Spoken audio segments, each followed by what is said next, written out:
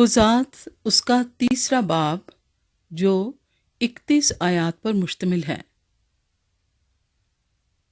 وہ قومیں جنہیں ملک میں رہنے دیا گیا، اور یہ وہ قومیں ہیں جن کو خداوند نے رہنے دیا تاکہ ان کے وسیلے سے اسرائیلیوں میں سے ان سب کو جو کنعان کی سب لڑائیوں سے واقف نہ تھے آزمائے۔ فقط مقصود یہ تھا کہ بنی اسرائیل کی نسل کے خاص کر ان لوگوں کو جو پہلے لڑنا نہیں جانتے تھے لڑائی سکھائی جائے تاکہ وہ واقف ہو جائیں، یعنی فلسطینیوں کے 5 سردار اور سب کنانی اور سیدانی اور کوہ بال ہرمون سے حماد کے مدخل تک کے سب ہوی جو کوہ لبنان میں بستے تھے۔ یہ اس لیے تھے کہ ان کے وسیلے سے اسرائیلی آزمائے جائیں تاکہ معلوم ہو جائے کہ وہ خداوند کے حکموں کو جو اس نے موسیٰ کی معرفت ان کے باپ دادا کو دیے تھے سنیں گے یا نہیں۔ سو بنی اسرائیل کنانیوں اور ہتیوں اور اموریوں اور فرزیوں اور ہویوں اور یبوسیوں کے درمیان بس گئے، اور ان کی بیٹیوں سے آپ نکاح کرنے اور اپنی بیٹیاں ان کے بیٹوں کو دینے اور ان کے دیوتاؤں کی پرستش کرنے لگے۔ قطنی ایل اور بنی اسرائیل نے خداوند کے آگے بدی کی، اور خداوند اپنے خدا کو بھول کر بالیم اور یسیرتوں کی پرستش کرنے لگے۔ اس لیے خداوند کا قہر اسرائیلیوں پر بھڑکا، اور اس نے ان کو میسوپوتامیہ کے بادشاہ کوشن رستیم کے ہاتھ بیچ ڈالا۔ سو وہ 8 برس تک کوشن رستیم کے مطیع رہے۔ اور جب بنی اسرائیل نے خداوند سے فریاد کی تو خداوند نے بنی اسرائیل کے لیے ایک رہائی دینے والے کو برپا کیا، اور کالب کے چھوٹے بھائی کنز کے بیٹے قطنی ایل نے ان کو چھڑایا، اور خداوند کی روح اس پر اتری، اور وہ اسرائیل کا قاضی ہوا اور جنگ کے لیے نکلا۔ تب خداوند نے میسوپوتامیہ کے بادشاہ کوشن رستیم کو اس کے ہاتھ میں کر دیا۔ سو اس کا ہاتھ کوشن رستیم پر غالب ہوا، اور اس ملک میں 40 برس تک چین رہا، اور کنز کے بیٹے قطنی ایل نے وفات پائی۔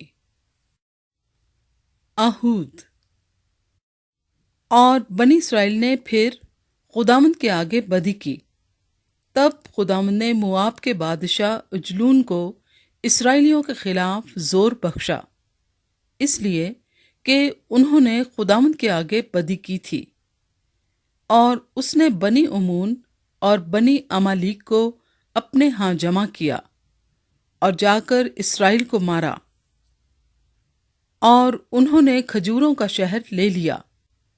سو بنی اسرائیل 18 برس تک مواب کے بادشاہ اجلون کے مطیع رہے۔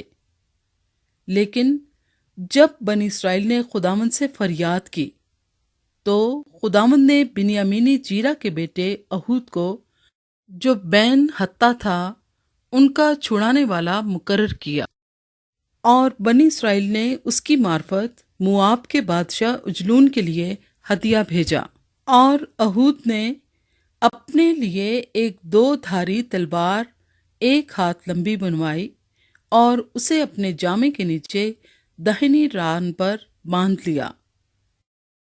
پھر اس نے مواب کے بادشاہ اجلون کے حضور وہ ہدیہ پیش کیا، اور اجلون بڑا موٹا آدمی تھا، اور جب وہ ہدیہ پیش کر چکا تو ان لوگوں کو جو ہدیہ لائے تھے رخصت کیا، اور وہ آپ اس پتھر کی کان کے پاس سے جو جلجال میں ہے لوٹ کر کہنے لگا کہ اے بادشاہ، میرے پاس تیرے لیے ایک خفیہ پیغام ہے۔ اس نے کہا خاموش رہ۔ تب وہ سب جو اس کے گرد کھڑے تھے اس کے پاس سے باہر چلے گئے۔ پھر اہود اس کے پاس آیا۔ اس وقت وہ اپنے ہوادار بالاخانے میں اکیلا بیٹھا تھا۔ تب اہود نے کہا، تیرے لیے میرے پاس خدا کی طرف سے ایک پیغام ہے۔ تب وہ کرسی پر سے اٹھ کھڑا ہوا، اور اہود نے اپنا بایاں ہاتھ بڑھا کر اپنی دائنی ران پر سے وہ تلوار لی اور اس کی توند میں گھسیڑ دی، اور پھل قبضہ سمیت داخل ہو گیا، اور چربی پھل کے اوپر لپٹ گئی، کیونکہ اس نے تلوار کو اس کی توند سے نہ نکالا، بلکہ وہ پار ہو گئی۔ تب اہود نے برآمدے میں آ کر اور بالاخانے کے دروازوں کے اندر اسے بند کر کے قفل لگا دیا۔ اور جب وہ چلتا بنا تو اس کے خادم آئے، اور انہوں نے دیکھا کہ بالاخانے کے دروازوں میں قفل لگا ہے۔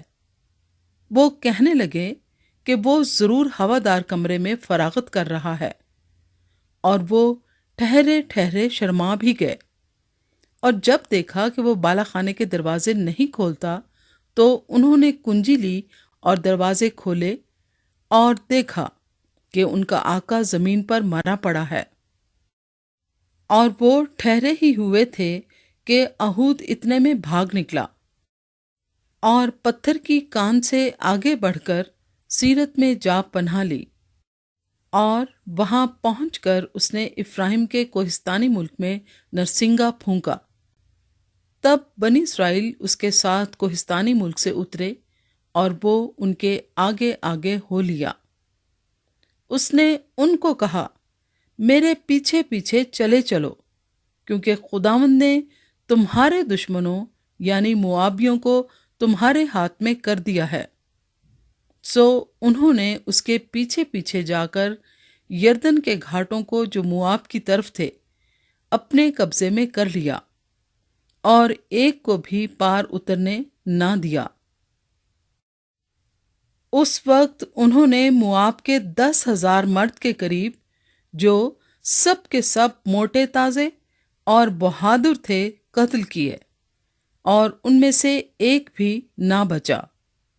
سو مواب اس دن اسرائیلیوں کے ہاتھ کے نیچے دب گیا، اور اس ملک میں 80 برس چین رہا۔